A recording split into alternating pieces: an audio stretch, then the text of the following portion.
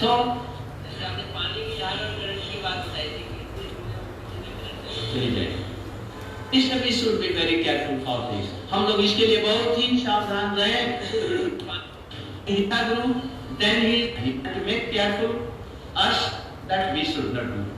Even a person who is going to be liberated at this stage of vow, and if he is criticizing all the Vaishnava, if he is criticizing Shiksha Guru, then he is also criticizing the Gurudev. If he is criticizing Vaishnava, even he is then criticizing his Gurudev, because Gurudev is not a personal person. Gurudev includes all the Vaishnava Shikha Guru, everything, and it goes to what? मूल रूप के जो गुरु है अखंड Gurudev to Nityananda Prabhu and Baldev, it touches, and then it touches to Krishna also. So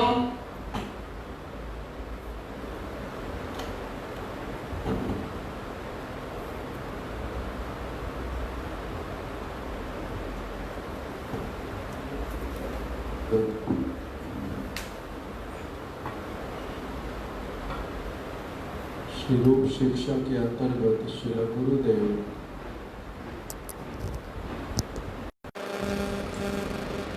यदि वैष्णव अपराध उठे हाथी माता उपाड़े वाचिंदे तार सुखी जाए पाता, अतएव माली यत्न करे आवरण अपराध हस्ते जय छे ना है उद्गम।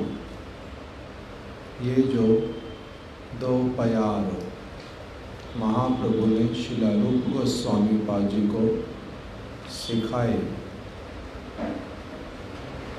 ये वचन उसी को श्रील गुरुदेव वर्णन कर रहे हैं और हम लोग उसी को श्रवण कर रहे हैं, जिसके अंतर्गत अभी श्रील गुरुदेव कह रहे हैं कि वैष्णव अपराध, यदि कोई गुरु के प्रति अपराध नहीं करता किंतु शिक्षा गुरु अथवा किसी वैष्णव के प्रति करता है, तो वास्तविक रूप में वो गुरु के प्रति ही अपराध होता है। अखंड गुरु तत्व श्री नित्यानंद प्रभु, श्री बलदेव प्रभु। और फिर बताया वंदे कृष्णा जगत गुरु, जगत गुरु कृष्ण अथवा समस्त जगतेर गुरु चैतन्य गोसाई, श्री चैतन्य महाप्रभु संपूर्ण जगत के गुरु हैं। तब फिर उन तक वो अपराध पहुंचता है। गुरु कहने से अखंड गुरु तत्व, उसी के अंतर्गत ही कृष्ण महाप्रभु, बलदेव प्रभु, नित्यानंद प्रभु अथवा उन्हीं की विचारधारा को संपूर्ण रूप में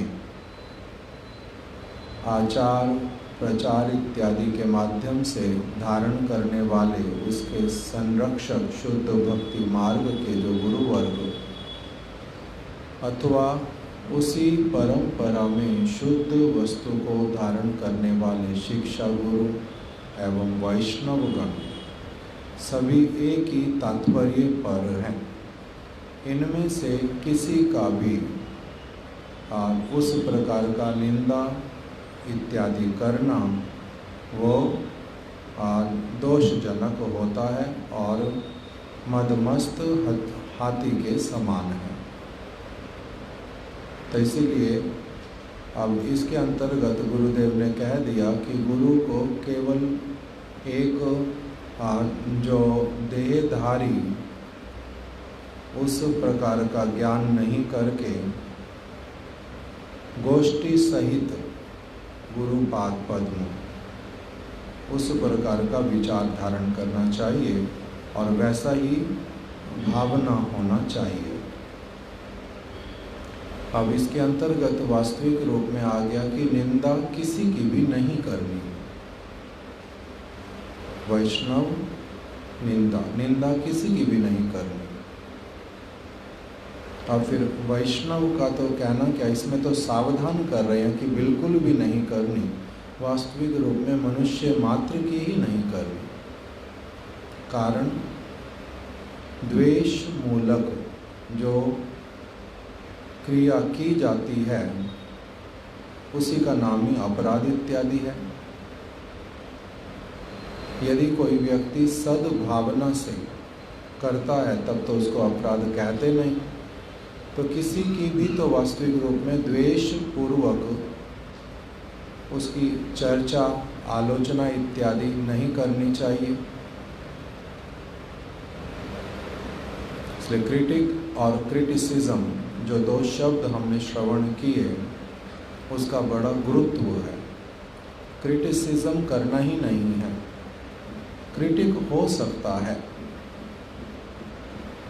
सद्भावना के साथ में किसी वस्तु को समझने के लिए, अन्य को समझाने के लिए, अथवा मनुष्य स्वभाववशता परामर्श हेतु किसी भी कारणवश क्रिटिक अलाउ, किंतु क्रिटिसिज्म अलाउ नहीं है।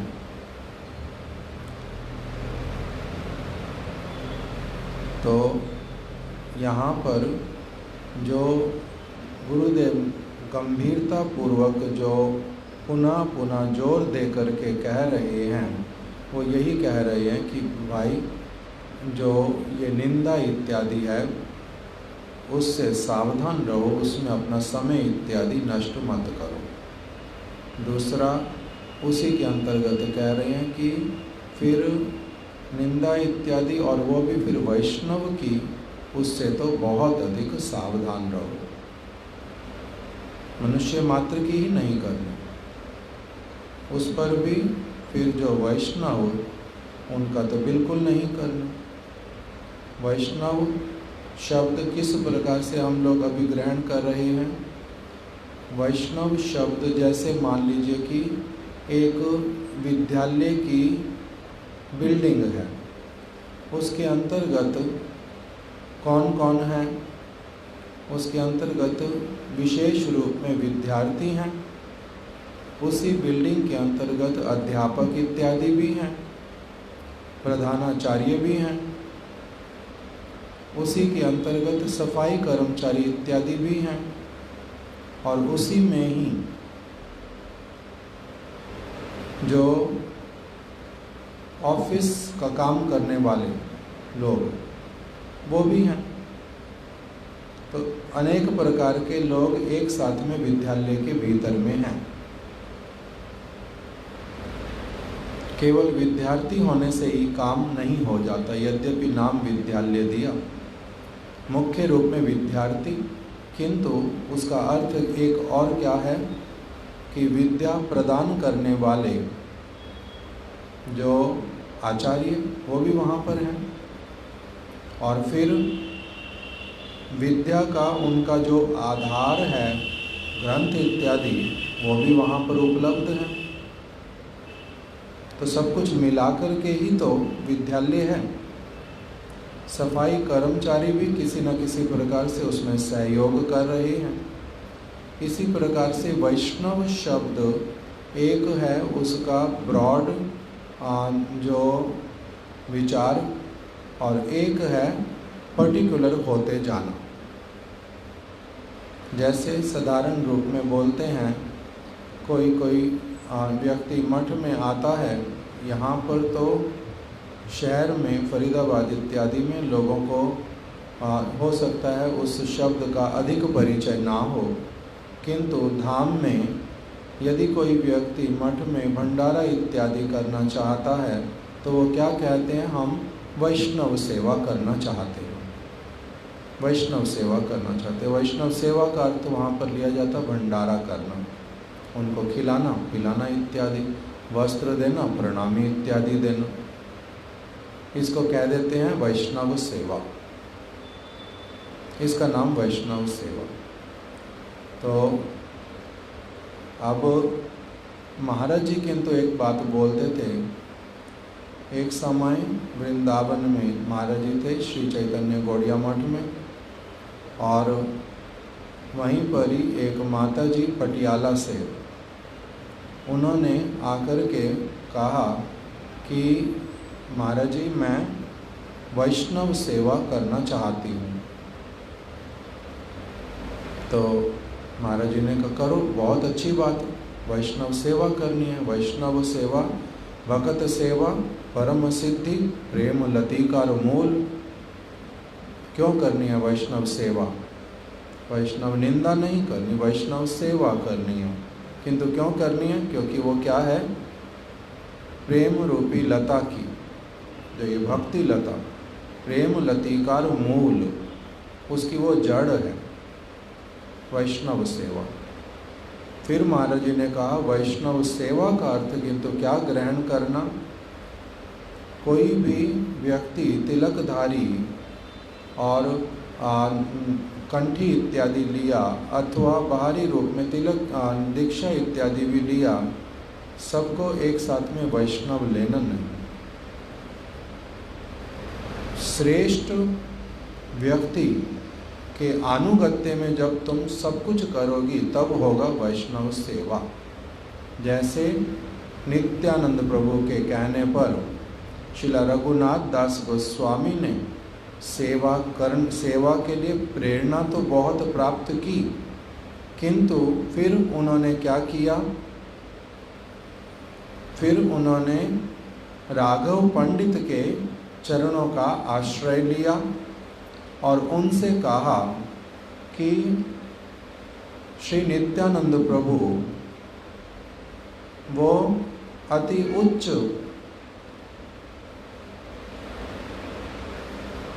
पदवी पर आसीन है, उनके निकट वह बात जो मैं आपसे करने जा रहा हूँ करना भी हृदय को भाता नहीं है। आपसे भी कहते हुए संकोच करता हूँ, किंतु तब भी सामर्थ्य करके प्रार्थना करता हूँ कि मुझे नहीं पता कौन सा वैष्णव किस अधिकार का, कौन सा वैष्णव किस अधिकार का है, ये मुझे नहीं पता। इसीलिए आप निर्णय कर दीजिए। भोजन तो सबको कराऊंगा एक साथ में, नित्यानंद प्रभु ने कहा है, किंतु किसको कितना मुद्रा देना, स्वर्ण मुद्रा इत्यादि, उनका वैष्णवता का जो स्तर उसके अनुरूप ये तो मेरे को करना आता नहीं। इसलिए मैं आपकी शरण लेता हूँ, आप कृपा करके मुझे क्या करें, मेरे पास में इतनी स्वर्ण मुद्राएं हैं जो मैं वैष्णव सेवा के लिए प्रदान करना चाहता हूँ, किंतु किसको कितना देना चाहिए उनके अधिकार अनुरूप मेरे को इसका निर्णय करना आता नहीं है। आप कृपा करके इस कार्य को कर दीजिए। तब फिर श्री राघव पंडित ने उसको स्वीकार किया और उसी के अनुरूप सारा कार्य किया। तो महाराज जी ने उस माता जी को बतलाया कि देखो, वैष्णव सेवा यदि सचमुच में करने की इच्छा तो किसी विशेष जो वैष्णव उनके अनुरूप उनके अनुगत्य में करना, तभी वैष्णव सेवा होगी। और जिस उद्देश्य से कर रही हो उसमें सिद्धि होगी। तब उन्होंने कहा महाराज जी को कि महाराज जी तब तो मैं आपको ही वरण करती हूँ। मैं तो आपको ही वरण करती हूँ, आप ही कर दो महाराज, मेरे को और नहीं पता किसको कहूँ। तब महाराज जी ने पूछा आप कितना धन राशि खर्च कर सकते हैं। उसने बताया जो भी बताना था। उसके अनुरूप महाराज जी ने विभाग कर दिया कि भोजन के लिए कितना देना, इंचार्ज को जा कर के मेरा नाम कहना, महाराज जी ने ये भिजवाए, ये वस्तु बनाना। दूसरा फिर मेरे को कहा उनके समक्ष ये पैसे तुम ले लो और बाज़ार से धोती उतरिया इत्यादि ये ले आना, इतना इतना वो सब बता दिया। और फिर प्रणामी जो है वो महाराज जी ने अपने पास में रख ली कि ये कल मैं दूंगा। तो इस तरह से वैष्णव सेवा किया। उसमें किसको कितना देना उसका महाराज जी ने अपने आप से उस दिन निर्णय किया। उसमें देखा कोई ब्रह्मचारी था उसको सन्यासी से भी अधिक दिया, कोई सन्यासी था उसको ब्रह्मचारी से कम भी दिया। उसमें साधारण विधि जो पालन करते हैं उसको मैंने देखा महाराज जी ने ऊपर नीचे किया अपनी इच्छा अनुरूप। तो हम लोग जिस प्रकार के अर्थ करते वैष्णव के, हमारे लिए सभी वैष्णव, उसमें कोई तारतम्य नहीं है, किंतु शास्त्र गुरुवर्ग इन सब में भेद करते हैं। जो भेद है, जो दिखाई पड़ता है उस प्रकार का करते हैं, किंतु ऊपर से लेकर के नीचे तक विद्यार्थी विद्यार्थी ही है। महाराज जी बोलते थे एडमिशन लेने मात्र से ही क्या हो जाता है, विद्यार्थी। विद्या अध्ययन करेगा नहीं करेगा, पास होगा फेल होगा, बीच में कोई दुष्ट कार्य करेगा, ये सब तो बाद की बात हो, किंतु विद्यार्थी विद्यार्थी है। कोई दूसरी कक्षा का विद्यार्थी है, फिर महाराज जी बोलते थे कोई 10वीं कक्षा का विद्यार्थी है। 10वीं कक्षा वाला 10वीं में असफल हो गया, इसका मतलब क्या पहली कक्षा वाले से नीचे हो गया, ये भी बोलते थे। 10वीं कक्षा में असफल हो गए जिस किसी कारण से भी, तो इसका अर्थ क्या पहली या दूसरी कक्षा में पढ़ने वाला जो वैष्णव है उससे वो निम्न हो गए? क्या वो पहली या दूसरी कक्षा के विद्यार्थी के लिए चर्चा का विषय होना चाहिए? ये फेल हो गया, देखो इसको क्या किया इसने, पढ़ाई नहीं किया, वो वाला काम किया होगा, इसमें लगा होगा, इसलिए इसकी ऐसी हालत हुई है। क्या ये उसकी चर्चा का विषय है? नहीं। जो उसके साथ के अथवा उसके अध्यापक इत्यादि वो निर्णय करेंगे, और फिर छात्र भी निर्णय जो करेंगे उसमें से किसका अधिकार निर्णय करने का? जो उसके साथ में प्रीति युक्त होकर के उसको पुनः उत्साह दे करके अग्रसर करने वाले। और अध्यापक भी कौन से होंगे?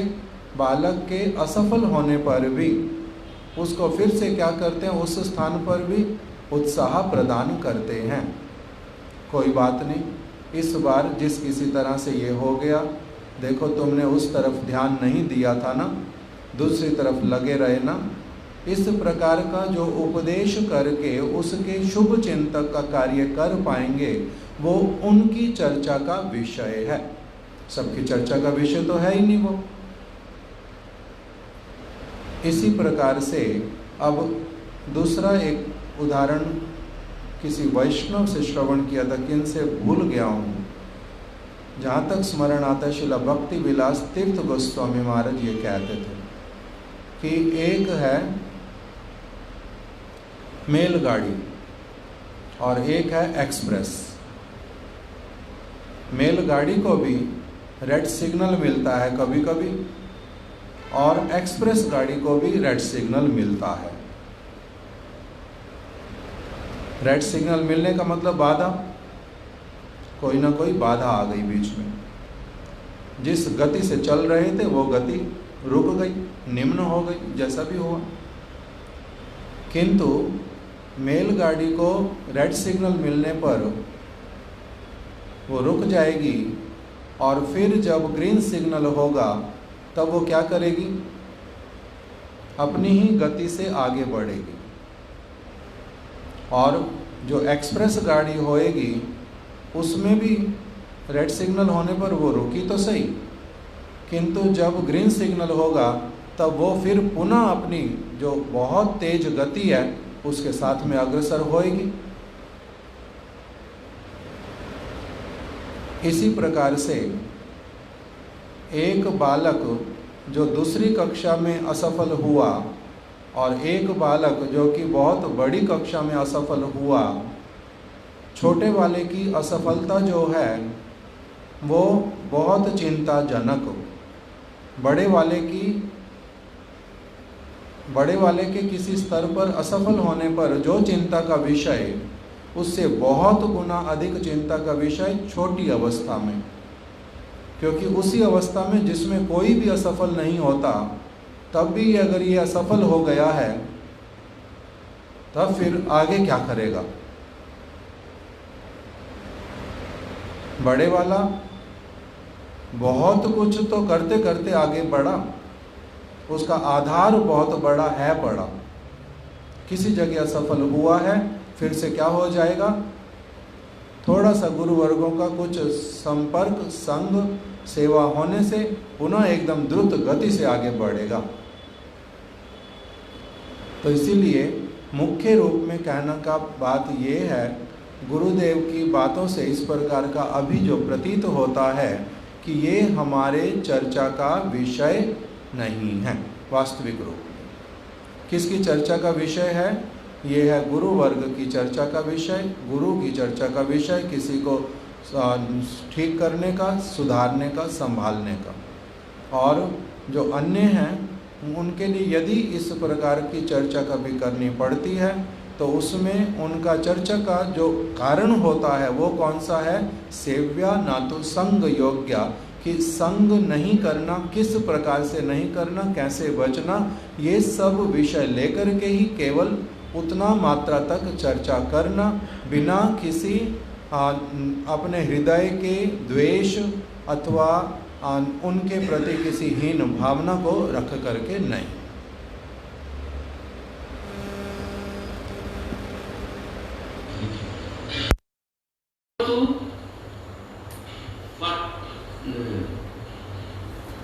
मूल के जो गुरु है अखंड गुरुदेव to Nityananda Prabhu Baldev, it touches, and then it touches to Krishna also. So, हमने पानी की जहाज और करंट की बात बताई थी। क्या बोला रामचंद्र प्रभु ने? अच्छा, ठीक है। जो इसमें गुरुदेव एक बात बोलते थे, जल जो है, जल की धारा, नदी की धारा, वो चलते चलते क्या करती है? समतल भूमि पर पहुंच करके, समतल भूमि पर जल की धारा पहुंच कर चलते चलते वो क्या करती है? उसकी गति धीमी पड़ जाती है। उसी को ही द्रुत गति से करने के लिए बीच में क्या किया जाता है? एक बांध बना देते हैं। बांध देखने में क्या लगता है? बाधा। बांध देखने में बाधा है, किंतु फिर जब उस बाधा को लांघ करके जल नीचे गिरता है, प्रवाह के साथ में उसकी जो गति है वो फिर और भी द्रुत हो जाती है। इस प्रकार से यदि किसी स्थान पर किसी भी वैष्णव का इस प्रकार का कोई बाधा उपस्थित होना, उसके प्रारब्ध वशता हो, उसके अपने स्वभाव जनित दोष के कारण हो, अथवा दुर्घटनावशता हो, अथवा भगवद इच्छा से भी हो। कभी कभी भगवद इच्छा से भी होता है। जिस किसी प्रकार से भी कोई भी बाधा किसी के जीवन में आती है तो उसको किस प्रकार से समझना कि उसके प्रारब्ध या फिर उसका स्वभाव या फिर भगवद इच्छा उसको वास्तविक रूप में और अधिक अग्रसर करने के लिए इस प्रकार की अवस्था को लाती है। और वो सभी के जीवन में ही अलग अलग प्रकार से अलग अलग समय में उपस्थित होती है, उसके रूप बदल जाते, स्वरूप बदल जाते, किंतु कुछ न कुछ इस जड़ देह और जड़ जगत में लगा ही रहता है। इसी प्रकार का एक भावना भी लेना चाहिए जब किसी का कुछ असुविधा होता है, तब उसका जो निंदा इत्यादि में प्रवृत्त नहीं होकर के उसकी उस प्रकार की स्थिति को समझना चाहिए। जो भगवान ना जाने किस प्रारब्ध के कारण उनका या फिर भगवद इच्छा से ये वस्तु उनके समक्ष आई, वो इस अवस्था को पार कर जाएं, इससे आगे बढ़ जाएं, यही एक शुभ इच्छा, शुभ कामना है।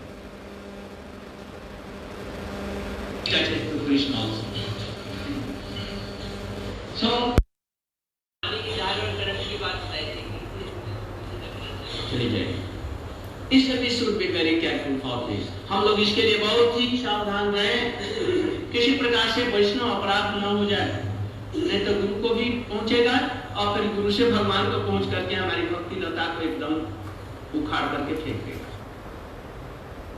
तो अभी गुरुदेव यहाँ इस वाक्य में क्या कह रहे हैं कि अपराध जब करता है एक व्यक्ति, सब कुछ श्रवण करके भी, जैसा कि वृंदावन दास ठाकुर ने चैतन्य भागवत में बतलाया, ए तो परिहारे यदि वैष्णव तो परिहारे जे पापी निंदा करे, तबे लाती मारी तार शीर ऊपरे। ए तो परिहारे जे पापी निंदा करे, इतना अधिक मना करने पर भी, इतना अधिक समझाने पर भी, ये तो परिहारे, इतना अधिक उसको विचार समझाने पर भी तुम भी कभी असफल हो सकते। तुम्हारा जिनसे बहुत अधिक स्नेह है वो भी ऐसे वाले हो सकते। किसी का प्रारब्ध ना जाने कब किस प्रकार का आ जाए, भगवद इच्छा ना जाने कब क्या हो, जिसके लिए शिला भक्ति विनोद ठाकुर कहते हैं,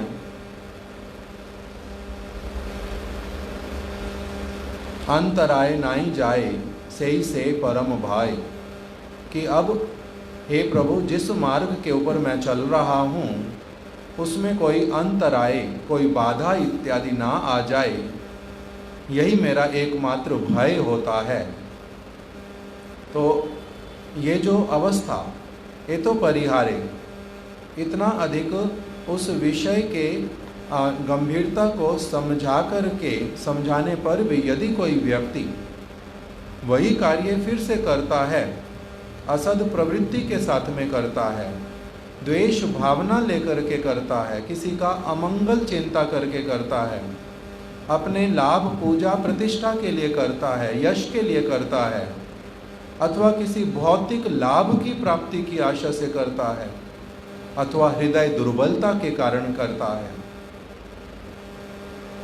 तो इससे क्या होता है, वो पापी कहलाता है, पापी है। पापस्य परपीड़नम, दूसरे व्यक्ति को पीड़ा पहुंचाने वाला है। एक तो व्यक्ति स्वयं किसी कारणवश दुखी और उस पर भी उसके दुख को और अधिक बढ़ाने वाला, सहायता करने वाला नहीं। किंतु साधारण रूप में बोलते क्या हैं, be a part of solution, never become a part of problem. Part of problem बनने वाले तो हजारों लोग होते हैं, किंतु जो सॉल्यूशन निकलेगा उस व्यक्ति का, उसमें मंगल कैसे होगा, इसकी चिंता करने वाले बहुत कम लोग होते हैं। तो इसलिए कह रहे हैं, ये तो परिहारे अपि, इतना अधिक सारी वस्तुएं समझाने पर भी जो पापी फिर से उसी कार्य में प्रवृत्त होता है, तबे लाती मारी तार शीर रो परे, तब मैं क्या करता हूँ, उसके सिर के ऊपर अपना लात मारता हूँ। तबे लाती मारी तार शीर रो परे, उसके सिर पर अपनी लात मारता हूँ। लात मारने का अर्थ, लात मारने का अर्थ क्या होता है, लात मारने का अर्थ होता है एक प्रकार से, इसके महाराज जी दो व्याख्या करते थे। एक प्रकार का अर्थ होता है लात मारने का अर्थ कि इसको अपने से पूरी तरह से दूर कर देना, चला जा यहाँ से, दृष्टि के सामने से चला जा, जिसके विषय में श्रील भक्ति विनोद ठाकुर जी ने कहा वैष्णव चरित्र सर्वदा पवित्र, जय निंदे हिंसा करी भक्ति विनोद ना संभाषे तारे, थाके सदा मौन धरी। ये लाती मारना है, लात मार करके अलग कर देना, अर्थात तो उसके लिए मौन धारण कर लेना, उसको आगे से कुछ भी नहीं समझाना। क्यों? इतना इसको समझाने पर भी ये व्यक्ति कर क्या रहा है? वैष्णव चरित्र सर्वदा पवित्र, वैष्णव का चरित्र पवित्र होता है। और यदि कोई व्यक्ति हिंसा करके उसकी निंदा इत्यादि के कार्य में प्रवृत्त होता है, वैष्णव चरित्र सर्वदा पवित्र, जय निंदे हिंसा करी भक्ति विनोद ना संभाषे तारे, भक्ति विनोद ठाकुर उसके साथ में कोई भी संभाषण नहीं करते, थाके सदा मौन धरी, उसके लिए क्या हो जाते हैं? पूरी तरह से मौन धारण कर लेते हैं। फिर महाराज जी कहते थे इसका दूसरा अर्थ क्या है? तबे लाती मारी तार शिरे ऊपरे, अर्थात इस व्यक्ति को जब तक मैं अपना स्वरूप नहीं दिखलाऊंगा, केवल मुख से बोलता रहूंगा, अपने चरण की रज जब तक पूरी तरह से इसके मस्तक पर नहीं दे दूंगा, तब तक इसकी मति नहीं फिरेगी, अर्थात मुझे अपनी पूरी एनर्जी इसके ऊपर लगानी पड़ेगी। थोड़ी एनर्जी लगाने से ही ये व्यक्ति सुधरने वाला नहीं, इसका मंगल को ये ग्रहण करने वाला नहीं है। ये बहुत ही अधिक कठोर खराब संस्कार लेकर के गठित हुआ है। इसीलिए जब तक मेरी चरण रज इसको पूर्ण रूप में प्राप्त नहीं हो जाएगी, तब तक ये नहीं आगे बढ़ सकता। यह लाती मारना, तबे लाती मारे तार शिरे ऊपर। तो अभी शिला वृंदावन दास ठाकुर ने इस प्रकार से वर्णन कर दिया, किंतु कौन सी पंक्ति के लिए मैंने बतलाना प्रारंभ किया वो मैं भूल गया। फिर से गुरुदेव की वाली पंक्ति श्रवण करो जो अभी उन्होंने कही।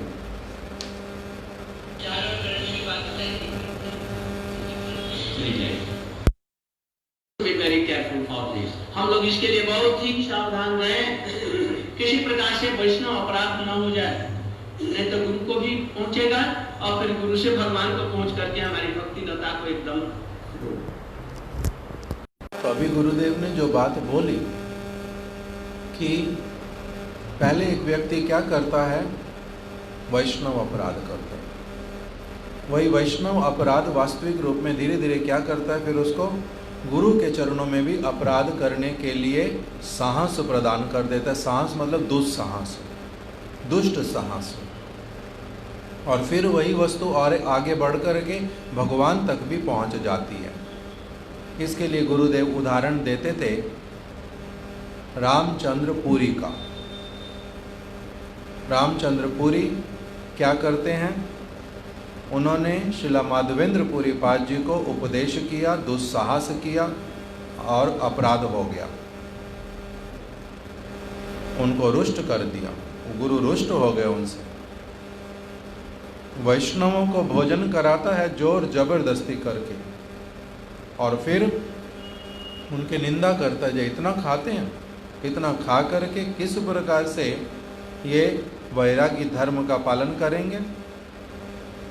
और फिर उसका महाप्रभु जो कि स्वयं भगवान हैं, उनके प्रति भी अपराध हुआ, उनकी चीज़ों में भी दोष देखने लगा। क्या कह करके कि ये क्या करते हैं, मीठा ना खाते हों तो फिर कैसे इनके यहाँ पर चींटी घूमती हैं, और ये इतना अधिक भोजन करते हैं, संन्यास धर्म की रक्षा कैसे कर पाएंगे, जिस भी किसी प्रकार का क्यों ना हो।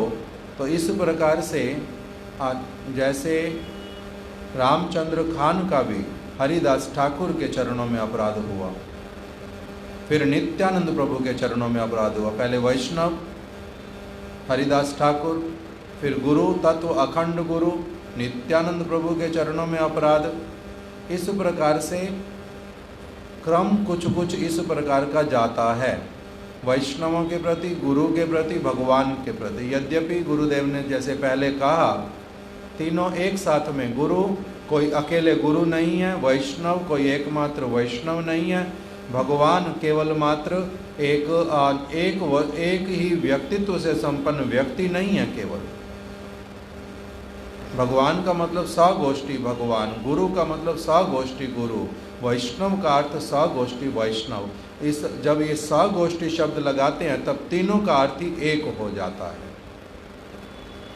तो इसीलिए एक के प्रति करने से दूसरे के प्रति, दूसरे के प्रति करने से तीसरे के प्रति, उस प्रकार का दुस्साहस वर्धित होता जाता है। इसीलिए क्या करना चाहिए, पहले से ही, प्रारंभ से ही उस प्रकार की भावना को पुष्ट करना चाहिए कि इस कार्य में प्रवृत्ति ना हो, कभी भी क्रिटिसिज्म कभी ना हो। क्रिटिक यदि हो तब भी उसको सावधानी पूर्वक जितना करने से जो मेरे लिए प्रयोजनीय अथवा लाभकारी उतना करके, अन्यथा और समय कहाँ, इस प्रकार का कुछ उपदेश समझ आता है। किसी प्रकार से वैष्णव अपराध न हो जाए, पहुंचेगा और फिर गुरु से भगवान को पहुंच करके हमारी भक्ति लता को एकदम उखाड़ करके फेंक देगा। इसलिए स्वप्न में भी नहीं, हंसी ठट्ठा में भी, विद्रूप में भी नहीं करना चाहिए। इसलिए अब गुरुदेव ने जो शब्द व्यवहार किए कि हंसी ठट्ठा में भी नहीं, स्वप्न में भी नहीं, ये कब संभव है? जब मैं साक्षात रूप में इस वस्तु को अपने मन के द्वारा जब समझ लूँगा, बुद्धि के स्तर पर समझ लूँगा अंततः, और उसी के अनुरूप मेरा दृष्टिकोण बन जाएगा। वैसे वाले दृष्टिकोण से संपन्न होकर के जब मैं सारी वस्तुओं को देखने की इच्छा करूँगा, मेरा अपना दृष्टिकोण नहीं, मेरे दृष्टिकोण में बहुत प्रकार के दोष हो सकते हैं। मैं कौन हूँ? मनोधर्मी हूँ, मन के धर्म के अनुसार चलता हूँ। मेरे मन को जो अच्छा लगता वो तो बहुत अच्छा, और मेरे मन को जो खराब लगता वो बहुत खराब। मेरे शरीर के लिए, मेरी सुविधाओं के लिए जो अच्छा वो बहुत अच्छा, जो नहीं अच्छा तो वो नहीं अच्छा। ये तो कैसे वाले व्यक्ति हैं? शरीर धर्मी, मनोधर्मी। जैसे एक बालक हो, उसको जो कोई व्यक्ति भी उसके मन के अनुरूप वस्तु दे देगा, उसके लिए वही व्यक्ति बहुत अच्छा है। उसके मन की संतुष्टि के लिए जो कुछ उसको मिल जाएगा तो बहुत अच्छा, नहीं मिलेगा तो ये व्यक्ति खराब, मुझे कुछ नहीं देता। बच्चे को आप एक छोटा सा कोई गिफ्ट दे दो, वो दूसरे दिन आपको देख करके आपके पास ही सब समय आएगा, दूसरे के पास जाएगा नहीं। आप उसके साथ में मजा करो, प्यार करो, ऐसा करो वैसा करो, वो आपके प्रति आएगा, दूसरे के प्रति जाएगा नहीं। उसको ये नहीं पता चलता कि किसके मन में मेरे लिए बहुत अधिक प्यार है और कौन केवल ऊपर से मेरे लिए प्यार दिखाता है।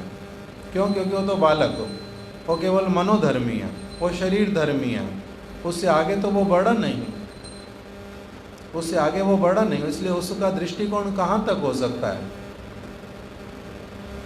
इसीलिए किसी का जन्म कैसे वाला है? शौक्र जन्म। केवल माता पिता से जो जन्म प्राप्त हुआ उसी को ही केवल गुरुत्व दे पाता है, उससे आगे वो बढ़ ही नहीं पाता। और उससे आगे का दूसरा जन्म जो होता है उसको बोलते हैं सावित्र्य जन्म, जिसमें कि आपको उपवीत इत्यादि मिला है। उपवीत क्या होता है? उपनयन संस्कार बोलते हैं। हम लोग जो जनेऊ पहनते हैं इसको बोलते हैं उपनयन। नयन किसको कहते हैं? नेत्रों को। उपनयन क्या होता है? जो उन नेत्रों को और बहुत अच्छी दृष्टि से सारा कुछ दिखला देता है, जिसमें सब कुछ आ जाता है, स्पष्ट रूप में दिखाता है। इसलिए उपनयन संस्कार, सावित्र्य जन्म, अर्थात जिसमें एक व्यक्ति का दृष्टिकोण जो है वो अब शरीर धर्म और मन धर्म से ऊपर उठ करके जो शास्त्रीय वाणी, भगवद वाणी, गुरु वाणी, उनका जो दृष्टिकोण, उस दृष्टिकोण से सब कुछ देखने की क्षमता प्राप्त करता है। तो इसलिए हम लोगों को देहधर्मी, मनोधर्मी इत्यादि के एंगल ऑफ विजन को देख करके, जो अभी तक हमने सीखा है, समझा है, उसको छोड़ करके जो वास्तविक सत्य के ज्ञाता, वेदज्ञ, गुरुपाद पद्म, भागवत धर्म का याजन करने वाले तत्वदर्शी जो गुरु, उनका जो विजन यहाँ पर हम लोगों को गुरुदेव वही विजन बतला रहे हैं, वही विजन दे रहे हैं। इस विजन के साथ में देखो सबको, जो वो विजन दे रहे हैं, उस विजन के साथ में, उस दृष्टि के साथ में, उस दृष्टिकोण के साथ में सारा कुछ करने के लिए अपने आप को प्रस्तुत करना पड़ेगा। मनोधर्म से ऊपर उठ करके, देह धर्म से ऊपर उठ करके,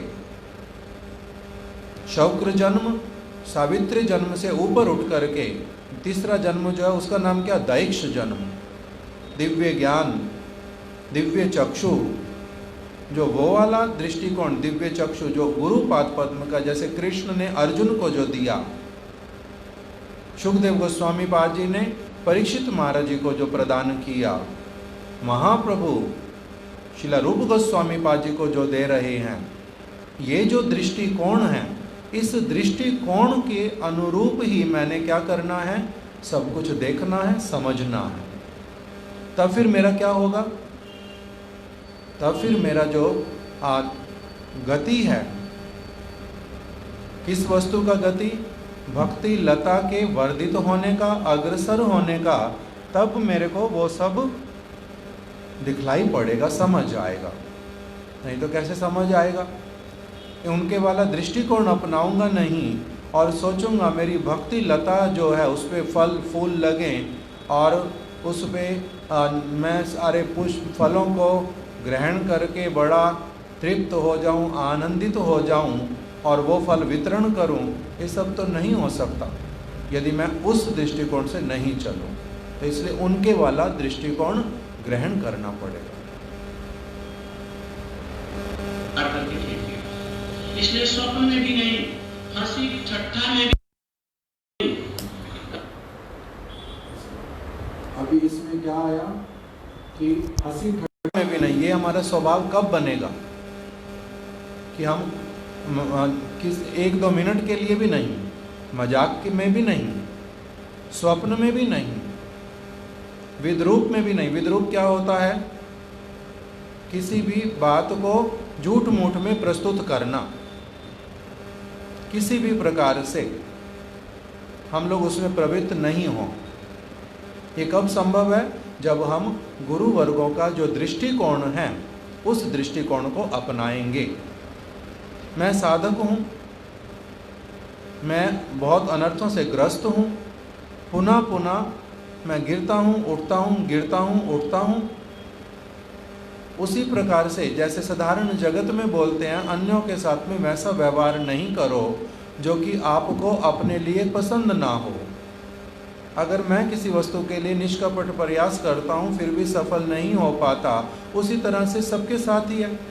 जिस तरह से मैं अनर्थग्रस्त हूँ, दूसरे भी अगर हैं, उसी प्रकार की स्थिति उनके सामने आती है, तो उसके लिए मैं क्या कर सकता हूँ? मैं यदि किसी खराब अवस्था में पहुंचता हूं, उस समय मैं आशा क्या करता हूं कि जितने लोग हैं मेरे को उसमें सहायता करें, मेरे को इस वस्तु से उबरने में, ऊपर उठने में मेरे सहायक बने। तो उसी प्रकार से अन्यों के लिए भी वैसी वाली भावना रखनी चाहिए। इस प्रकार का दृष्टिकोण गुरु वर्गों का लेने से मैं क्या कर पाऊंगा? कभी भी इस प्रकार से वैष्णव निंदा इत्यादि कार्य स्वप्न में, हंसी मजाक में और विद्रूप दूसरे किसी रूप में मैं नहीं करूंगा। भगवान को पहुंच करके हमारी भक्ति लता को एकदम करके फेंक देगा। इसलिए स्वप्न में भी नहीं, हंसी ठट्ठा में भी, विद्रूप में भी नहीं करना चाहिए। ताकि मारी यत्न करी करे आवरण अपराध हस्त जैसे ना रहे। ये साधारण लोगों के लिए कहा गया, ये अपराध भी ना हो। उन लोगों के लिए तो अपराधी भी है, रागानुगा के लिए उन लोग तो बहुत ऊपर उठ चुके हैं। किंतु अब यहाँ पर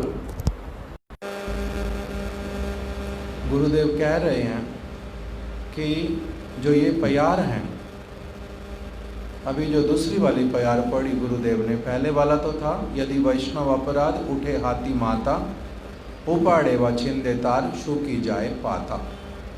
अब दूसरी वाली प्यार जो गुरुदेव ने ली वो कौन सी है?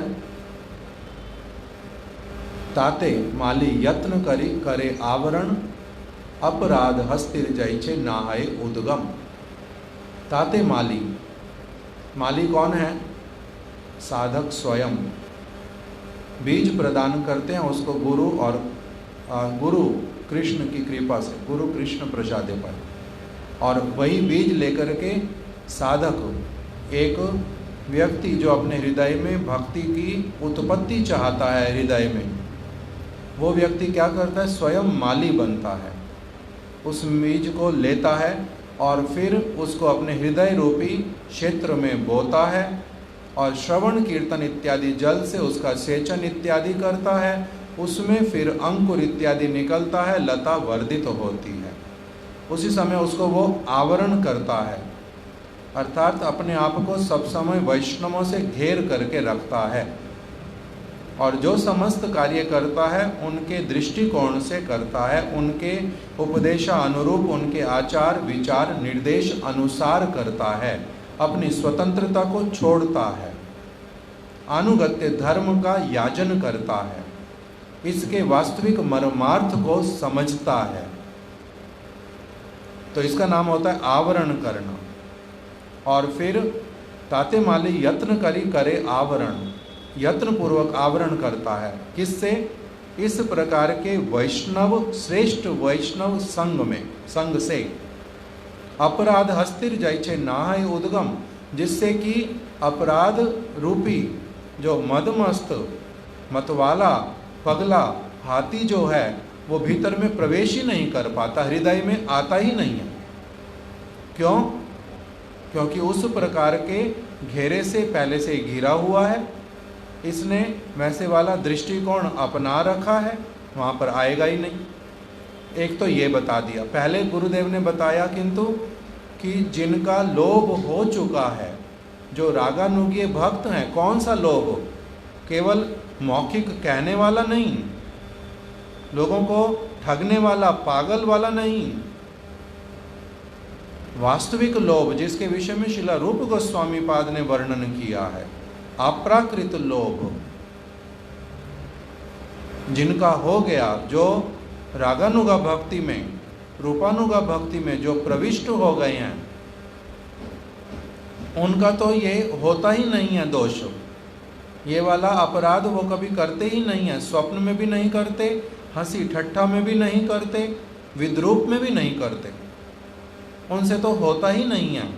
तब फिर ये उपदेश महाप्रभु जो दे रहे हैं रूप गोस्वामी पाद के माध्यम से, किसके लिए दे रहे हैं? साधक के लिए, जिनका अभी लोभ जागृत नहीं हुआ, जो इसके गुरुत्व को, इस वस्तु की हानि को समझते नहीं हैं, उनके लिए है। जो अभी नवोदित हैं, हमारे अनुसार जो बौद्ध प्राचीन, वो भी उससे बचते नहीं। क्यों? क्योंकि उनमें अभी तक वास्तविक लोभ नहीं उत्पन्न हुआ है। तो गुरुदेव कह रहे हैं, जो हरिदास ठाकुर का उन्होंने उदाहरण दिया था, या बिलु मंगल ठाकुर का जो उदाहरण दिया था, वो जो ऐसे वाले वैष्णव जिनके पूर्व इम्प्रेशन बहुत स्ट्रांग हैं, वो तो इस प्रकार के कार्य में कभी प्रवृत्त होते ही नहीं, कभी भी। इसलिए ये जो वचन महाप्रभु कह रहे हैं, किसके लिए हैं? हमारे जैसे साधकों के लिए। यदि हम साधक बनना चाहते, शुद्ध साधक बनना चाहते, साधक नामधारी, तब तो कोई चिंता ही नहीं, जो मर्जी करी जाते हैं। किंतु यदि शुद्ध साधक बनना चाहते, तब उसके लिए गुरुदेव कह रहे हैं ये उपदेश हैं, जिनको उनको क्या करना चाहिए? यत्न पूर्वक पालन करना चाहिए। साधारण लोगों के लिए कहा गया फिर से कि अपराध भी न हो, अपराध भी विद्रूप में भी नहीं होना चाहिए। ताते माली यत्न करी करे आवरण अपराध हस्त जैसे ना है। ये साधारण लोगों के लिए कहा गया, ये अपराध भी न हो। उन लोगों के लिए तो अपराधी नहीं है, रागा लुगा के लिए वो तो बहुत ऊपर उठ चुके हैं। किंतु यदि लता समय उठे पशाफात आज यहाँ पर गुरुदेव दूसरी एक प्यार उठा रहे हैं, उसको हम लोग कल से श्रवण करेंगे। आज यहीं पर ही कथा को विराम देते हैं। भरत तो वो लगा आपको मुकुंदत आप महामंत्र कर दो 2 minute.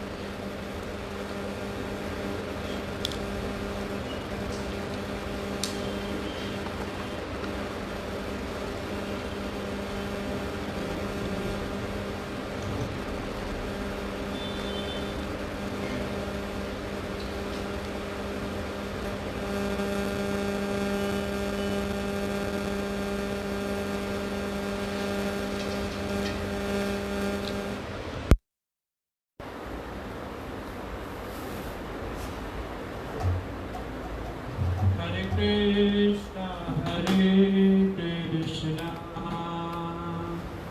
Krishna Krishna Hare Hare Hare Rama Hare Rama Rama Rama Hare Hare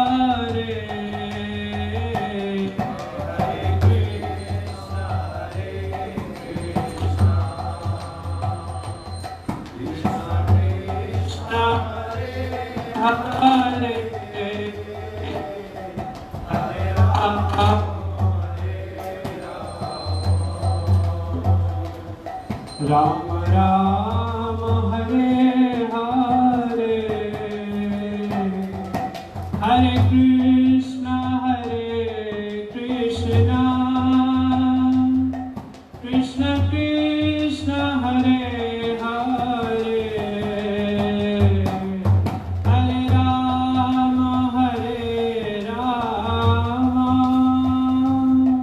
Rama Rama Hare Hare Hare Krishna Krishna Krishna Krishna Hare Hare Hare Rama Hare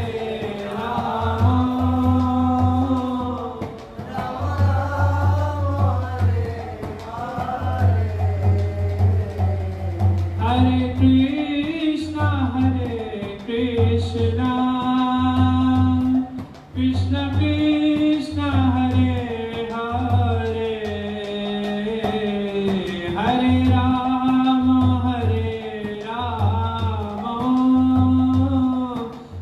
Rama Rama Hare Hare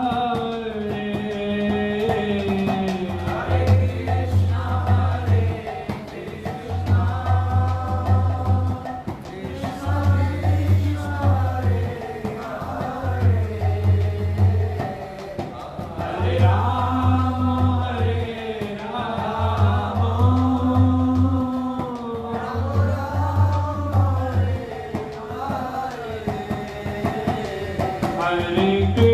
Rama Hare Krishna Krishna Krishna Hare Hare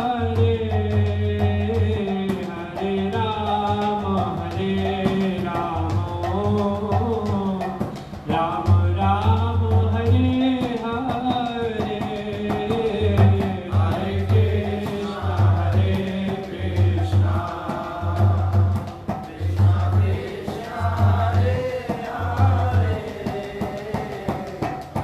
Rama Rama Rama Hare Hare Hare Krishna Hare Krishna Krishna Krishna Hare Hare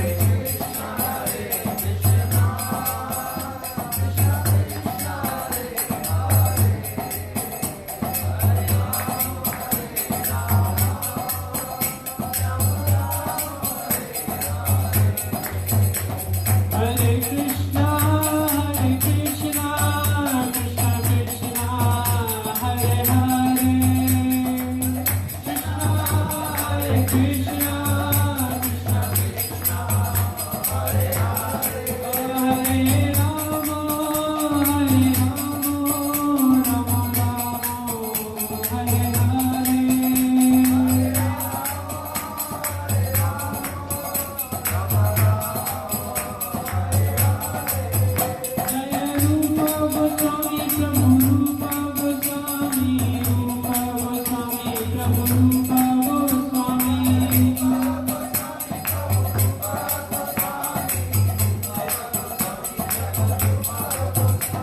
दया गुरुदेवा दया गुरुदेवा गुरुदेवा दया गुरुदेवा